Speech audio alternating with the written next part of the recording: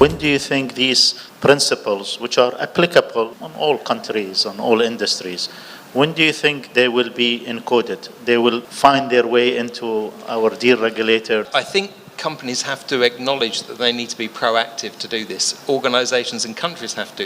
It shouldn't be imposed. It should be embedded. It should be in the business's DNA to do that. And it drives out a lot of innovation as a response to that.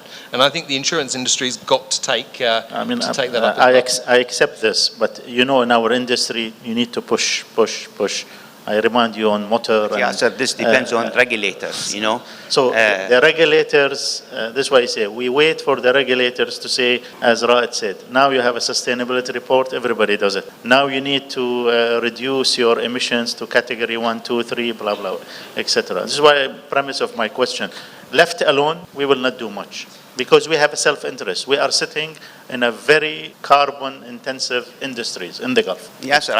True. But I think also you've got to look at the purchasers. The purchasers are many and varied, obviously, of insurance products. But if you look at some of the other industries, if you look at, say, life and investment type organisations, there's a lot of purchasers who are making the conscious decision to buy greener investments. And so therefore actually you're being pushed not by the regulator but by the consumer to move in that direction. And that's about trying to make sure we're building those innovative products that address the concerns of the consumer, the buyer of your services. Stuart, what you say, sorry, but just 1 second. What you say, I wholeheartedly agree. But how many AGMs have you attended in which one of the shareholders raises his hand, he say, what did you do, insurance company, to become a green, to do this? Nobody asked. They want one thing, dividends. Sorry, Bassam. No, that is true. But Yasser, at the end of the day, if you, as I said earlier, who were opposing to the ESG? Who were opposing to the green initiatives? It is the developed countries. It's the industrial countries, because they don't want anything to stand against the progress that they are having. It's probably the lesser industrial countries that thinks more of the ESG and the environment. So it's make a hell of a difference when you see these countries started abiding by the new regulations, the ESGs imposes on not only the companies, but even on the governments. Today, the ESG are imposed even on certain governments to follow certain leads to protect the environment. Sure, Bassam, but I'd say Middle East, if I speak on behalf, are not less humane than them. So we all want to keep something for our children and grandchildren, a healthy environment. We all want to have effective, rational decisions done by companies, boards. We all want to ensure there is a good corporate governance. So why do we have to wait for the regulators to come in? You see what I mean? I agree. And how do we start this spark? And this is why specifically this year's forum has chosen this subject because it is something that we're not going to go home tomorrow and just put it in the desk. And this is what I fear. We need to do something about it. I have a comment, actually, because I think we're putting a burden on us more than we should put. As Bassam said, actually, if you look at the carbon emissions and the rule that we should do in the Middle East and Africa vis-a-vis what should be done in Europe, actually, the emissions coming from Middle East and Africa is less than Europe. So this is number one. So we're not really having all the burden because they have, with all due respect, most of the industrial countries created this carbon thing. So we not really have done this and ruined the planet ourselves. Our rule is less. However, to be honest, in order to apply the 17 sustainable rules of the UN, it takes time because you cannot do it and you say tomorrow we will apply it all, and you cannot actually, to be honest. You need to do one by one. You can even put the main aspects that you'd like to achieve, and some of them are really achievable. And I give an example. For instance, one of the rules is to provide help to reduce the poverty. So in Egypt, as you know, we are more than 100 million inhabitants. So what we have done as an insurance market, we have created the microinsurance committee at the Federation, and we started putting together new products for microinsurance in order to reach for those who has not been exposed for insurance and try to improve their life a little bit. And we have put together 2 years ago a goal. We called it AUB, accessing the underserved population, and we tried to reach to these people.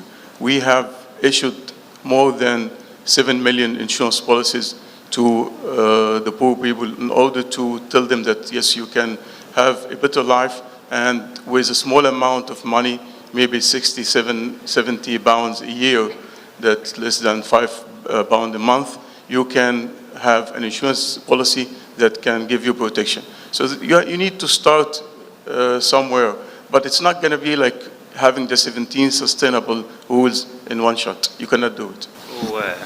I think also one of the countries that have really succeeded in providing this, let's say, socio-insurance products is India, where they have accessed the rural areas, the poor people, and they provided them with certain products.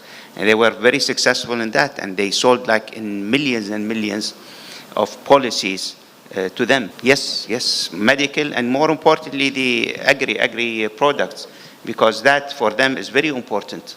Although small agri-societies, but they were always subject to losses as some sort of collaboration among the society. They provided them with this cover, and they were very successful in that. And I think, as you said, Egypt, I've read for the last 2 years, they have started this initiative and also started reaching to the outskirt areas, rural areas. Okay, speaking on initiatives, another volunteer, maybe not you, Stuart, who's going to talk to us about Net Zero Alliance. As an initiative, can this be replicated in the Middle East or throughout the Middle East? I use it as a proxy since the Gulf is too small. I don't know. Okay, I will give just a hint on this. Before the COP27, we said that we wanted to discuss within the insurance market in Egypt that we sign an agreement for net zero. And we have studied really this very carefully. And we came up with a conclusion, and I hope this is, you may not take it, but we agreed not to actually to sign on anything, because it's not going to be easy. And I have read a very important statement for one of the CEOs of one of the largest insurance companies in the world. He said that we're not going to sign because we know that maybe by the year 2050, we cannot come to the net zero. And if we sign, we will be accountable. So he refused to sign. I'm not going to name the company. It's a very well-known name. And they refused to sign. So it's not going to be easy. I mean, I've seen the companies who signed, and I do have all the respect for them, but I think it's going to be really very tough. I mean, you don't need to go to net zero. You can be also neutral, correct? Which is an achievement by itself. Okay, I mean, but I hope the Egyptian stance is not taken as a proxy for many others. We have to do our own work. Okay, right. You're familiar with the term greenwashing, which effectively has been labeled on many of these ESG initiatives, which at the end are not really ESG, but companies say we do them.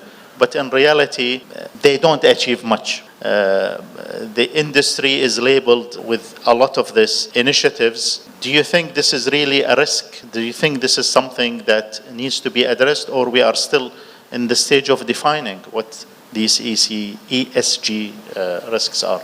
I think we're still in the early stages. We need to comprehend the concept itself. As I mentioned, it's becoming familiar to us during the last 2 years. Unlike the corporate governance concept, which came, everyone is talking about it. We used to talk about it after the financial crisis, international financial crisis in the early 2000s.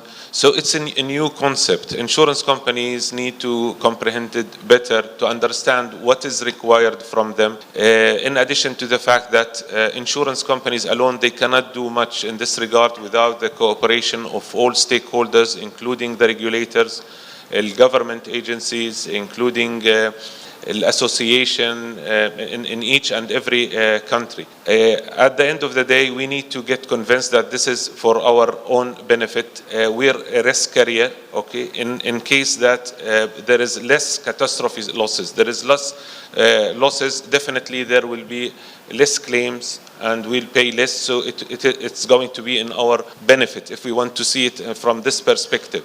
So definitely the insurance companies will benefit from it, and it has a role. Not a major role maybe, but it has a role when it comes, as I mentioned, in the products. They can dictate on certain lines of business. They can give incentives. They can give discounts for certain products. In the worst case scenario, which is very extreme, not to provide cover. Yani to make the life of certain industries or certain practitioners difficult when it comes to find insurance coverage. This is very extreme. This is my opinion in this respect. Yeah, right. Just hearing you, you've mentioned insurance companies and the responsibility that they are shouldering in implementing the ESG. Probably you've mentioned companies more than 10 times. What you mentioned once, association, you know, and I see around the audience many or a number of representatives, the Egyptian Federation, the GAVE, the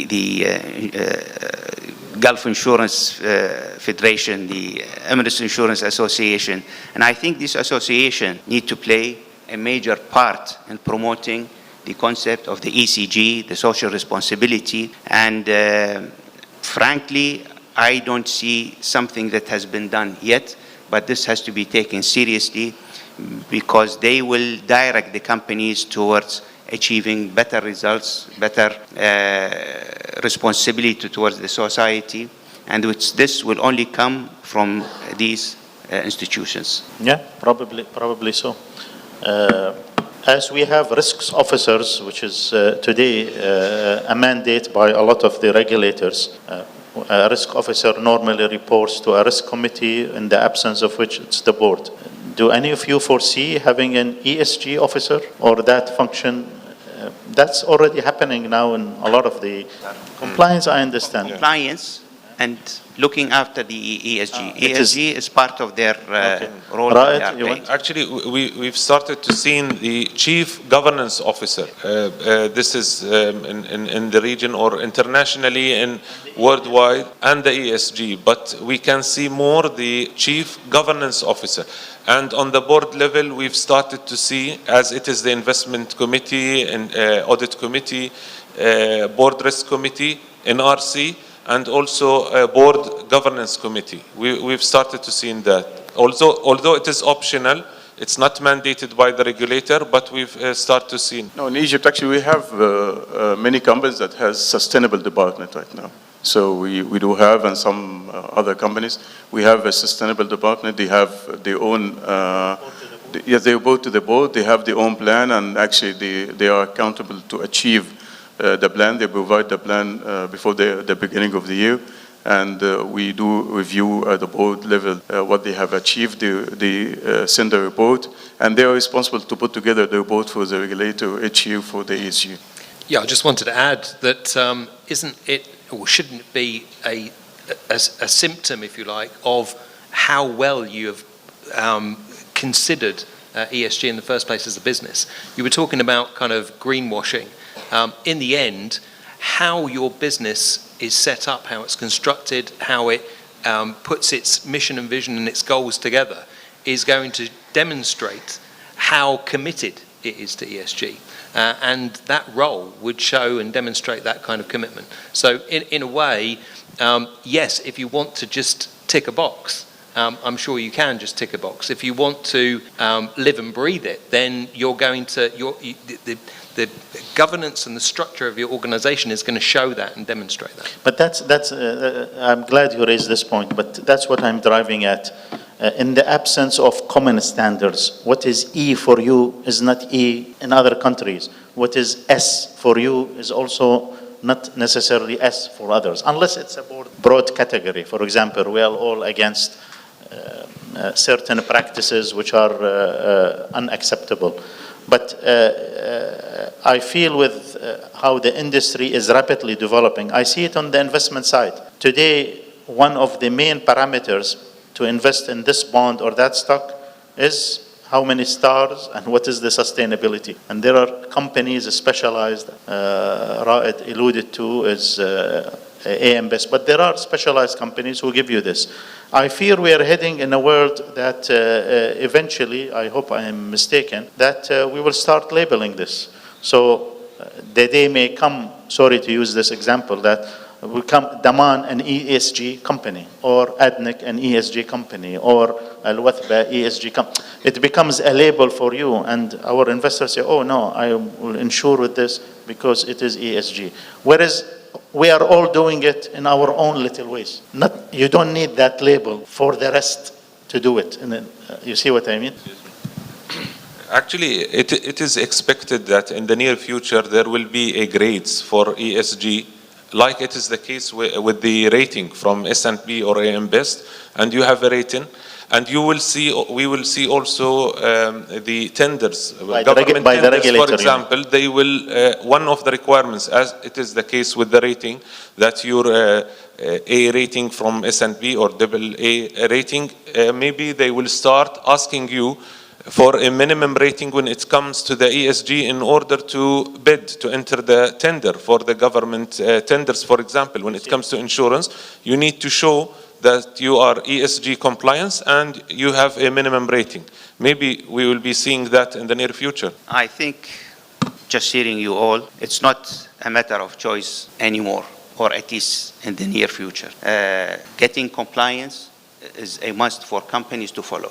I think what we are facing here globally, global warming, pollution, COVID, how did it come, how did it happen? The earthquakes, I mean, even you read stories about the earthquake, the Turkish earthquake, how it's happened, why it's happened. You know, I'm not saying that it was purposely done, but it happened because of certain circumstances that led to this, and one of which is building of dams. And building of dams, as Ala said, is not necessarily a friendly, environment friendly.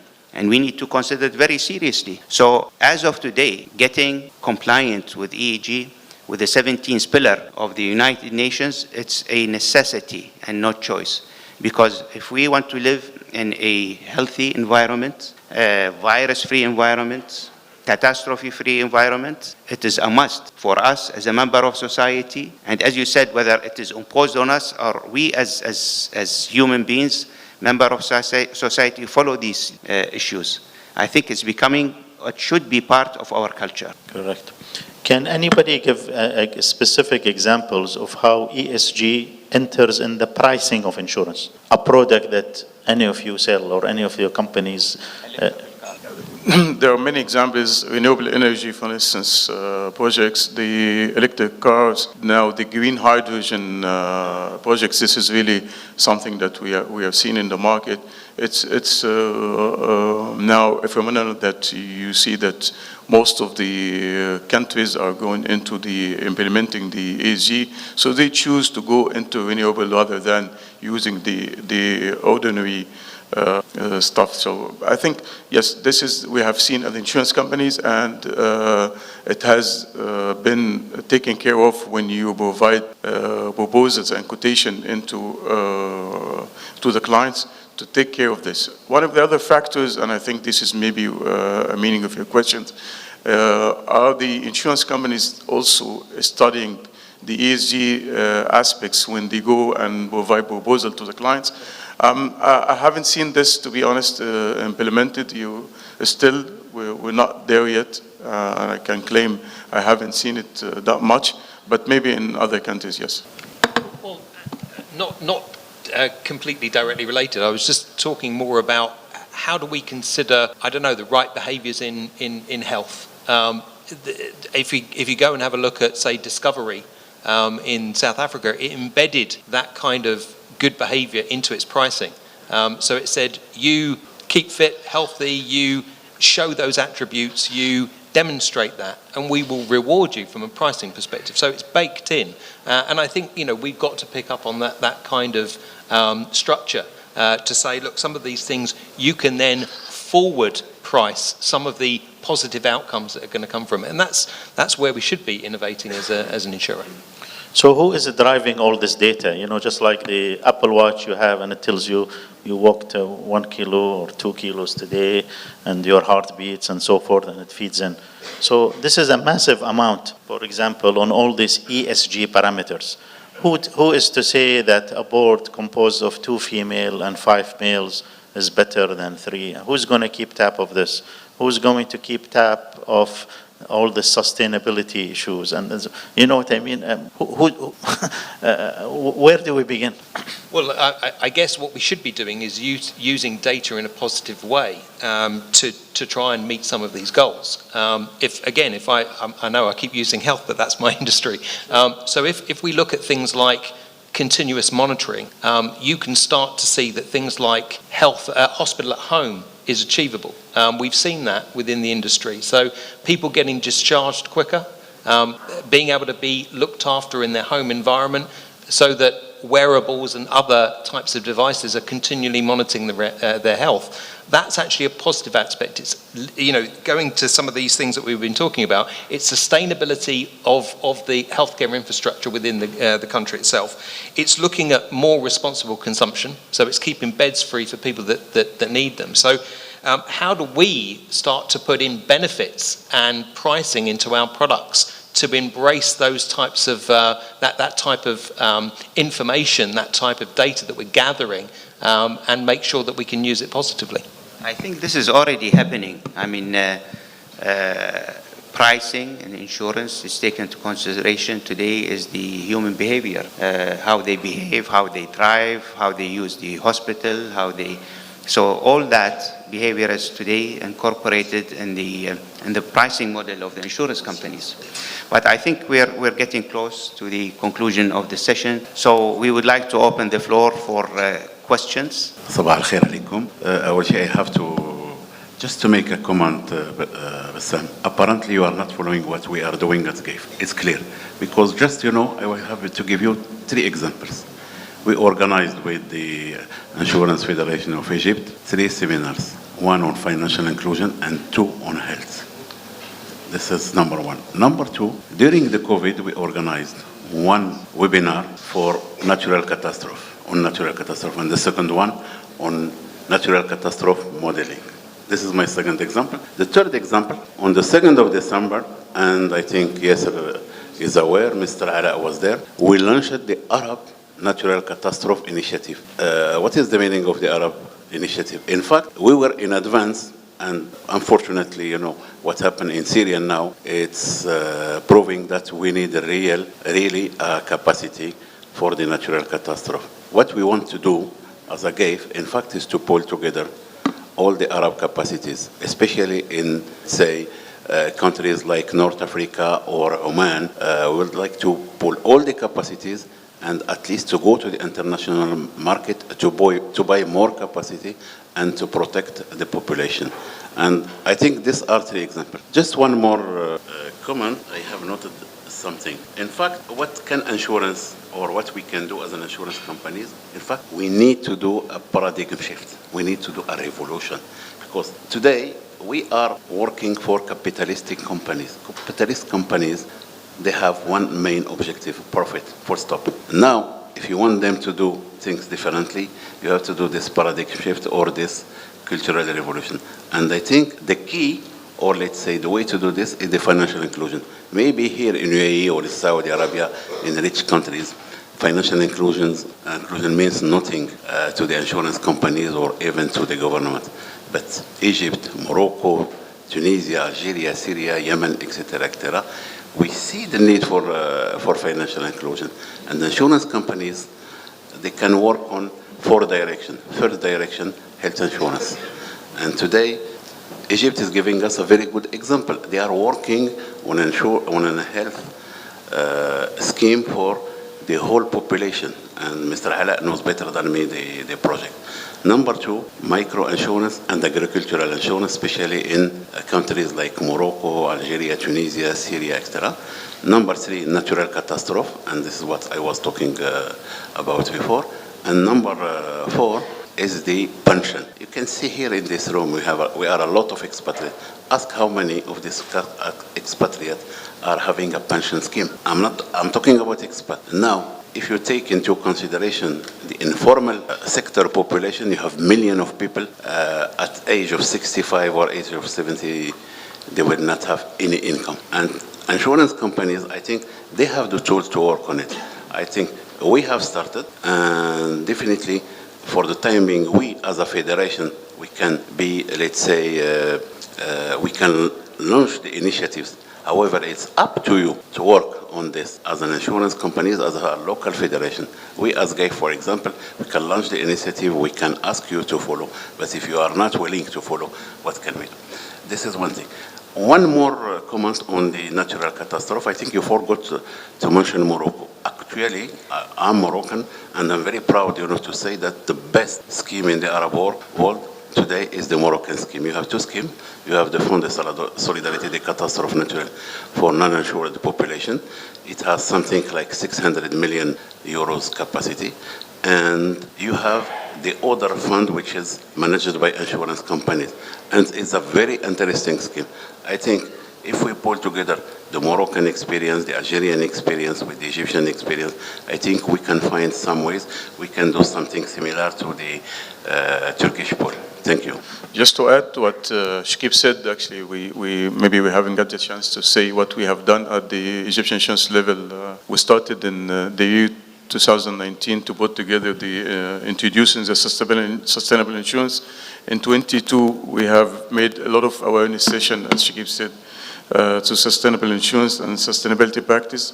In 2021, we have accelerating the agenda for inclusive insurance and microinsurance as well. Sustainability Committee was founded at that year, as well as Microinsurance Committee.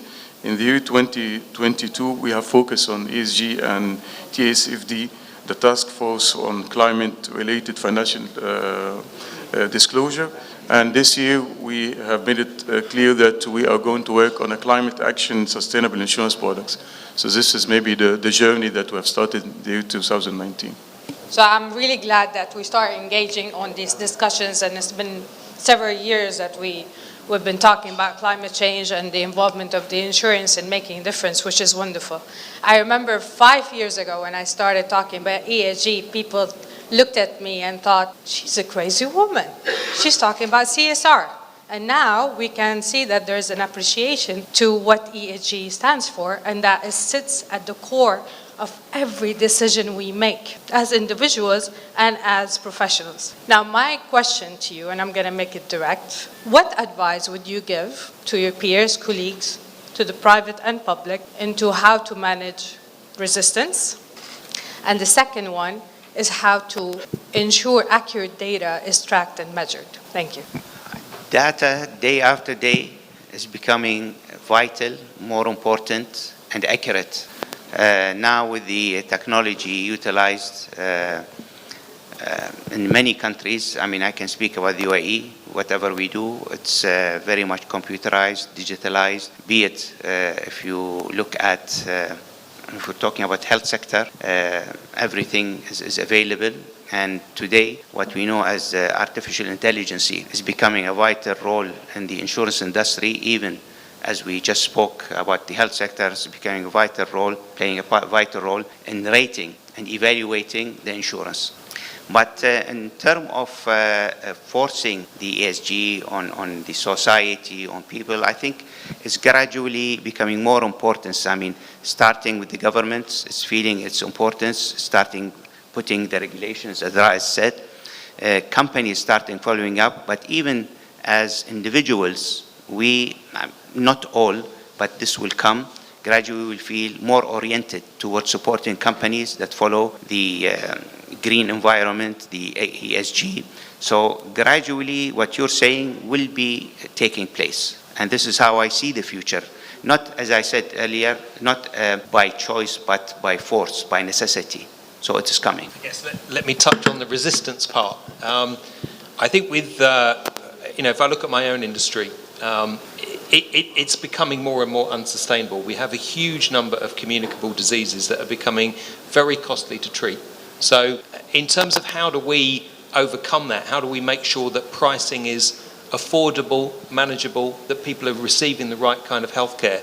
I think that's got to be the message that you have internally, is say, if you want a sustainable business for us, if you want a sustainable country in terms of looking at the health of its population, the health of its citizens, then that is part of how you're overcoming it, is you're showing them the future and saying, if we don't act in this way, you're just going to get progressively unaffordable premiums in our industry.